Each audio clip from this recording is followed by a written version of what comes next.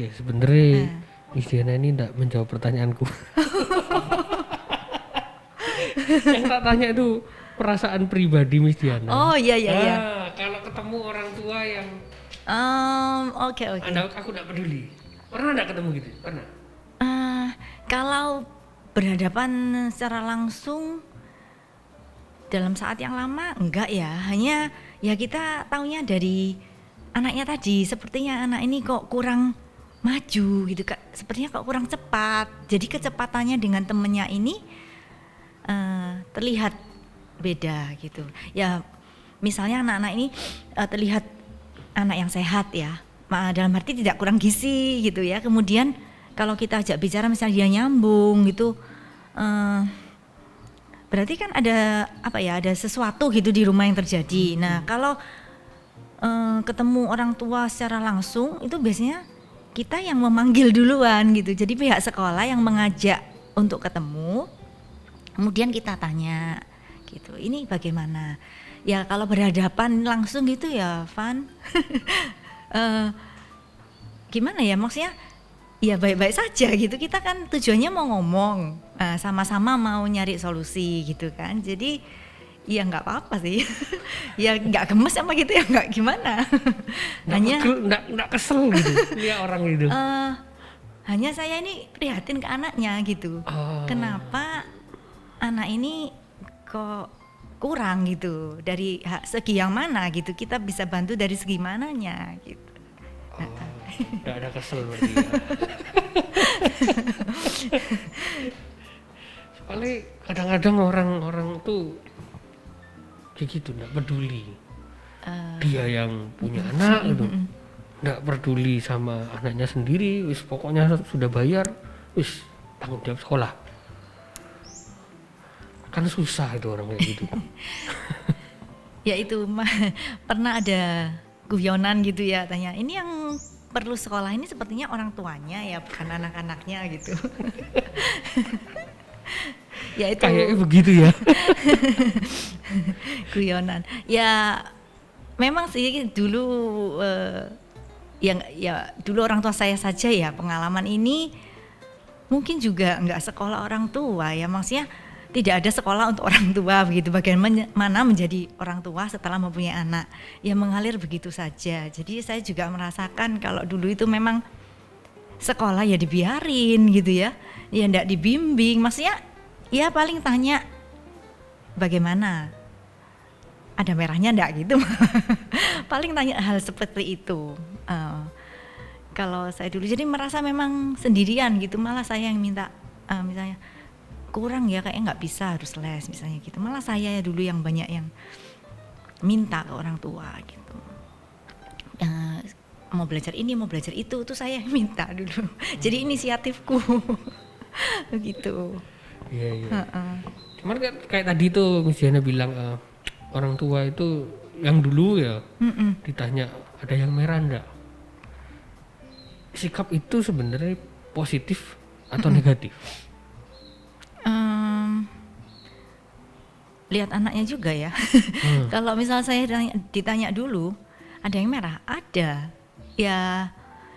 Kebetulan orang tua ini juga bukan orang tua yang menuntut kamu harus top rank gitu ya misalnya, atau top 10 ya, top 5, top 3, enggak. Ya bagi mereka asal kamu enggak terlalu parah gitu aja ya, bisa ikuti belajar di sekolah ya sudah gitu ya. Ya mereka memang pendidikan mereka juga nggak tinggi, dulu belajarnya juga nggak sampai kuliah. Jadi untuk menuntut ke anak ya mungkin nggak seperti itu juga, karena kondisi mereka tidak tidak pernah mengalami ya. Jadi ya mengalir gitu aja. Dari situ aku belajar gini, sebenarnya orang tua aku ini juga memberikan kelonggaran gitu loh. Ya kamu mau belajar itu kan juga untuk kamu sendiri gitu, untuk kebaikanmu gitu lah. Nanti misalnya nggak naik kelas, nilainya merah, yang malu siapa? Kan saya sendiri gitu. Jadi kalau dari orang tuaku dulu memang supportnya finansial. Jadi untuk support yang moral itu masih belum ya. Nah, katakanlah kurang banget gitu. Jadi kalau untuk anak sekarang tuh kok penting sekali ya. support selain finansial itu, karena untuk zaman sekarang ini sangat kompetitif gitu kan, dimanapun mereka berada itu semuanya itu dituntut untuk kompetitif gitu. Jadi kalau di usia dini semua kegiatan itu kita berikan dalam bentuk kegiatan yang memotivasi anak. Nah, supaya anak-anak itu kalau menghadapi ya itu antar teman aja, misalnya kegiatan yang mudah saja memindahkan balok atau apa, itu kan sudah kompetitif. Kalau misalnya dia merasa sudah tertinggal, itu yang nangis, itu berarti dia belajar kan, belajar untuk menerima bahwa temanku ini lebih cepat dari aku gitu kan. Itu juga satu hal pembelajaran yang harus dia terima gitu, dia juga perlu untuk itu gitu. Jadi misal itu nggak dimulai dari awal, dari usia dini, itu juga efeknya kurang baik gitu ya. Kayak aku sendiri gitu misalnya, dulu mungkin kurang sekali untuk hal-hal yang begitu. Jadi pernah juga ngalami sebenarnya ini bukan kompetitif, tapi lebih ke arah gini. Misalnya waktu itu ada organisasi ya, kemudian ada ikut sanggar tari, kemudian kan ada satu penampilan yang nggak bisa mengikutkan semua, otomatis seleksi. Kemudian aku ini nggak masuk seleksi gitu ceritanya. Jadi yang terpilih hanya 2. Waduh, rasanya gimana gitu? Aku rasanya, wah, aku nggak kena seleksi gitu. Padahal aku pengen sekali gitu loh tampil di event itu gitu. Ya sudahlah, ya wes. Aku harus bisa menerima gitu, terus aku harus bisa belajar. Kenapa aku nggak terseleksi gitu loh? Kenapa hanya 2 itu? Ya aku belajar, aku lihat lagi, oh ya memang mereka lebih layak gitu. Jadi sikap-sikap itu membuat kalau misalnya itu ku dapat mungkin dulu dari usia dini, nggak sampai rasanya itu wah kehilangan banget gitu kalau nggak terpilih ya. Kecewanya tuh nggak sampai wah gimana gitu. Tapi ya puji Tuhan itu nggak membuat surut gitu loh, maksudnya untuk terus ada di bidang itu gitu. Mana ada orang tua tuh gini, kayak tadi anak itu ikut lomba ya, kalah, dimaki-maki loh. Ada memang. Iya. Itu apa enggak merusak mental anak? Merusak ya. Iya, ada orang tua yang ya masih banyak sebenarnya ya tuntutan orang tua ke anak yang harus top 3, kamu harus selalu bisa unggul seperti itu ya. Orang tua yang seperti itu sebenarnya juga harus mengimbangi gitu. Maksudnya dia menuntut anaknya, tapi dia memberikan apa ke anaknya gitu. Nah, support apa yang diberikan ke anaknya sehingga saat anak ini mengalami, misalnya dia harusnya yang ke-1 tapi dia ternyata hanya di posisi ke-3.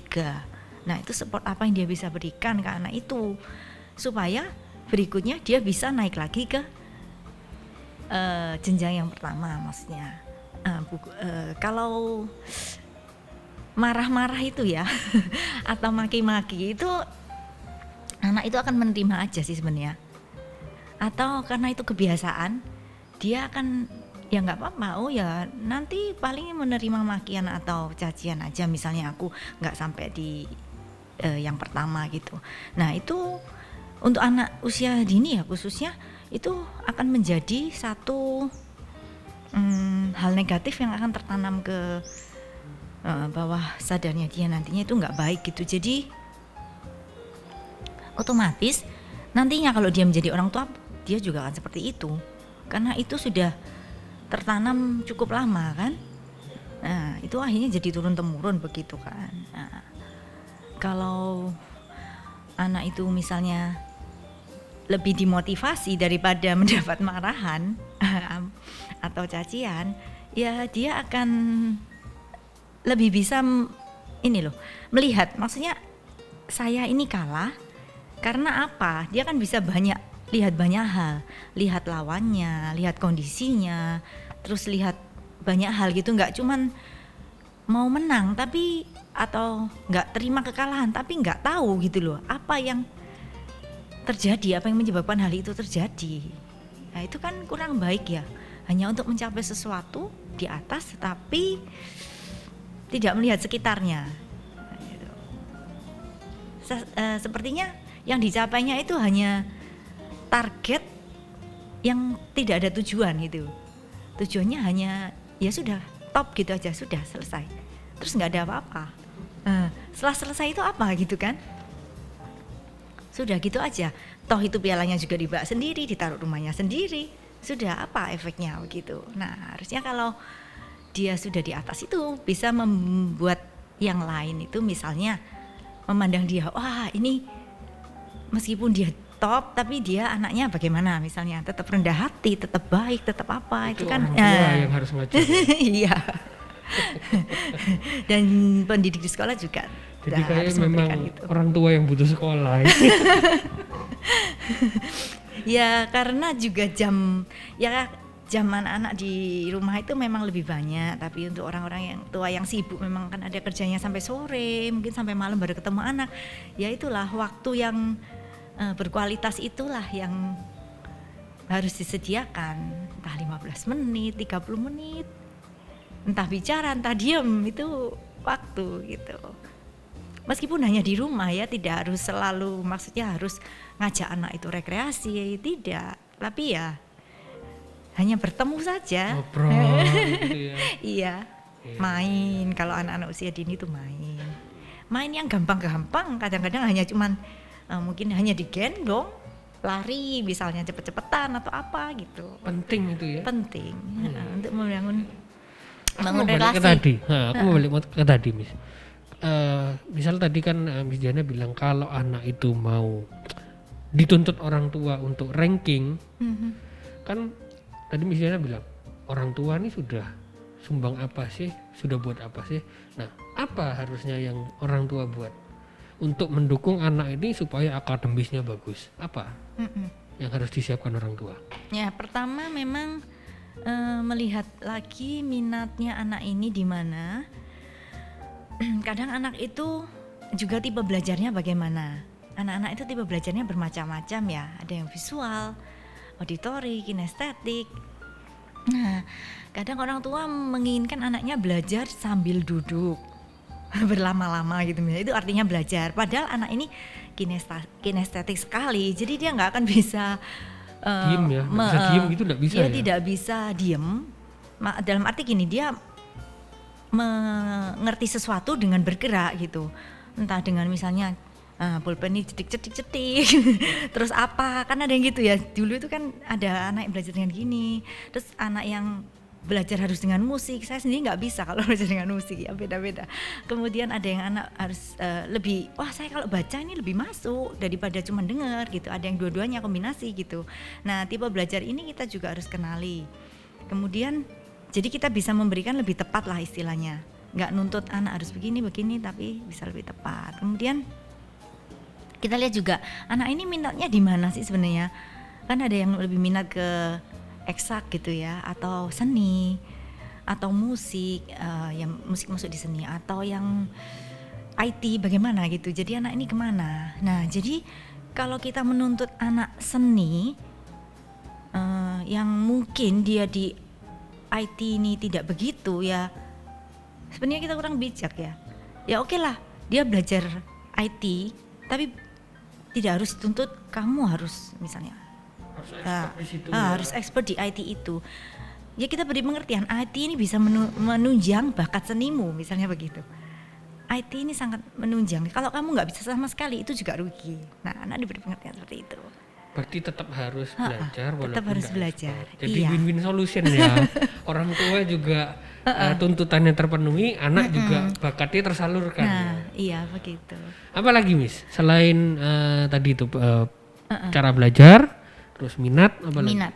Kemudian kita mendukung anak. Misal anak ini lebih senang ke arah kayak misalnya cooking gitu ya, atau dia lebih senang ke IT ya, salah satu lah kita bisa support dia, misalnya diberi kegiatan tambahan. Ya mungkin untuk pandemi ini masih belum bisa tatap muka dengan belajar di luar kegiatan sekolah misalnya begitu. Oh, iya. Wah, pandemi ini susah ya. Iya. Hambatan besar ya. Ya untuk anak memang ini satu hambatan. Ya mungkin kalau kita yang dewasa sudah lebih bisa ngerem lah untuk misalnya tidak bertemu atau ya jaga jarak. Ya gitu jaga jarak, ya. bekerja dari rumah seperti itu. Tapi untuk anak-anak ini satu agak menjadikan satu hal yang menyiksa gitu. Mereka tidak bisa bertemu teman, tidak bisa ngobrol. Padahal kalau sekolah tuh yang dinantikan apa? Adalah bertemu teman. Sosialisasi ya kan, perkembangan anak kan begitu juga ya. Betul. Jadi yang yang menjadi kebutuhan utama ini yang tidak bisa dilakukan untuk saat pandemi ini. Jadi akhirnya gadget itu yang memegang peranan utama. Itu juga kita juga harus memantau lah anak-anak. Tapi ada sisi positifnya deh dengan pandemi ini ke dunia pendidikan, ada enggak? Kalau untuk mendidik kita lebih dituntut menguasai IT ya. Oh. Saya percaya orang tua juga yang tadinya tidak mengerti bagaimana harus daring ya atau mengupload sesuatu atau bagaimana itu, sekarang jadi lebih fasih gitu ya, lebih ngerti ya, jadi lebih keren lah gitu ya. Untuk dalam hal ini lebih keren gitu ya. Positifnya juga yang biasanya kurang menyediakan waktu untuk ya mendengarkan info lah istilahnya, itu kita paling tidak bisa menyediakan waktu lah untuk mendengarkan info, entah itu dari YouTube, entah itu sharing dari gurunya, atau ya banyak ya kita dapatkan lah itu materi-materi yang bisa kita ambil, entah itu untuk keluarga, untuk anak-anak, atau materi lain yang berhubungan dengan hobi mereka misalnya begitu. Jadi ada sisi positif ya. Positifnya begitu. Ya. Berarti orang tua nih dituntut berperan lebih besar. Iya, benar. Jadi benar-benar sekolah ini berterima kasih ya kepada orang tua karena bukan kepada COVID.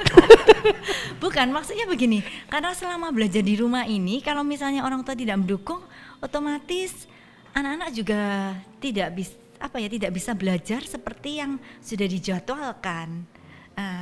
Misalnya ini pengiriman hasil karya anak gitu, atau proses anak belajar melalui video itu kalau misalnya tidak didukung orang tua, otomatis guru-guru pendidik juga tidak mengetahui gitu apa saja yang sudah dilakukan anak-anak, perkembangannya bagaimana, apakah mereka senang, apakah mereka kurang bisa, nggak apa-apa belajar lagi, atau mereka tidak tertarik, itu bisa diketahui begitu. Nah itu jasanya orang tua memang pandemi ini. Istiarnya ini kayak rendah hati banget. Benar-benar. Kalau itu kan gini, bukannya itu sudah yang seharusnya orang tua lakukan, ya kan? Ya memang sebagai keluarga ya, otomatis itu juga bagian dari orang tua. Tapi kalau misalnya sebenarnya ada bagian yang anak itu belajar di sekolah ya contohnya tentang yang misalnya berurusan dengan kertas, buku dan alat-alat yang maksudnya alat peraga yang banyak itu kan memang kalau dilakukan bersama-sama juga di sekolah, terus dia bisa melihat, dia observasi, ada teman dan sebagainya, itu kan memang lebih menarik ya. Tapi karena kondisi yang tidak memungkinkan, jadi peran orang tua lah memang di rumah ini yang sangat membantu. Gitu ya. Masih dapat ucapan terima kasih dari Diana ini. Tentu, pastilah. Padahal untung bukan saya jadi kepala sekolah. Kalau saya jadi kepala sekolah, enggak usah terima kasih, itu sudah tugasmu. Gitu ya. Ya, soal pandemi ini. Gimana caranya pihak sekolah memaksimalkan pendidikan di era pandemi ini? Gimana caranya? Ya, yang kita lakukan di KB dan TK Bintang Harapan ini, kita mengusahakan tatap muka juga dengan anak ya melalui Zoom meeting supaya anak-anak ini juga melihat, oh ini wajah guruku gitu. Jadi terus ini guru saya mengajak menyanyi, ngajak berdoa, ngajak bicara, itu berinteraksi paling tidak ya, meskipun hanya satu kali katakanlah dengan guru kelas 1 minggu, juga dengan ada guru bidang studi itu juga sering juga tatap muka, paling nggak 1 kali seminggu gitu untuk anak-anak TK ya.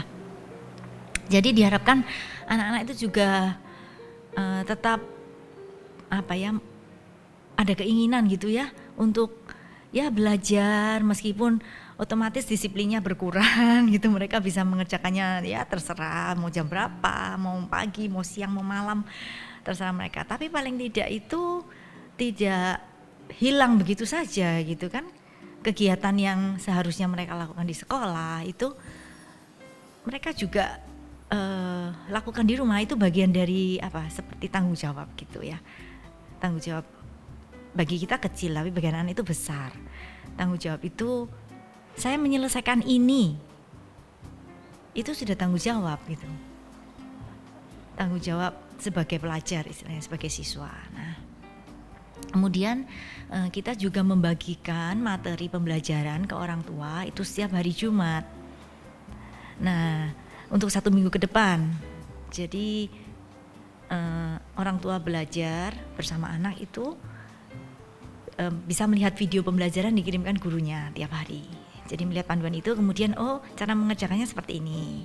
Kemudian apa yang kita bahas minggu ini itu juga disampaikan melalui video pembelajaran oleh guru kelas.